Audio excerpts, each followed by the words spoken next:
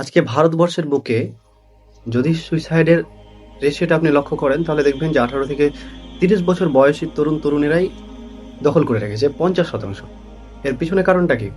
Family pressure, relationship stresses, আরও বিভিন্ন কারণ আছে। একটা সম্পর্ক ভাঙলে কষ্ট পাবো, এটা স্বাভাবিক।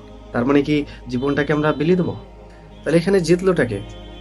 তুমি কি জানো হাজার হাজার লক্ষ লক্ষ কোটি কোটি মানুষ এখনো রয়েছে এমন যারা তোমার থেকে অনেক বেশি প্রবলেম রয়েছে, কিন্তু তাদের জীবনটাকে ওইভাবে মানিয়ে নিয়েছে, স্ট্রাগল করছে এবং প্রতিদিন লড়াই করছে বেঁচে থাকার জন্য। হুম, দেখলে হয়তো এত জিনিসগুলো করতে না, এসব জিনিস পদক্ষেপই নিতে না।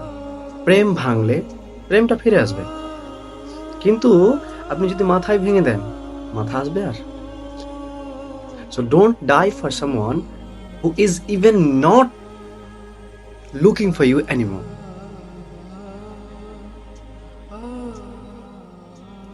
কষ্ট জমিয়ে রাখলে হৃদয়টা পাথর হয়ে যায়। এই জন্য আপনি ঘরে অন্ধকারে জানালা দরজা বন্ধ করে কান্না করুন, কান্না করুন। তাতে আপনার হৃদয়টা হালকা হবে, আপনার হৃদয়টা প্রশমিত হবে। আর না হলে আপনি আপনার ফ্রেন্ডকে শেয়ার করুন, যে বিশ্বস্ত। কিন্তু ভেঙে যাওয়া যাবে না, কারণ আপনি শেষ নন, আপনি কেবলই শুরু।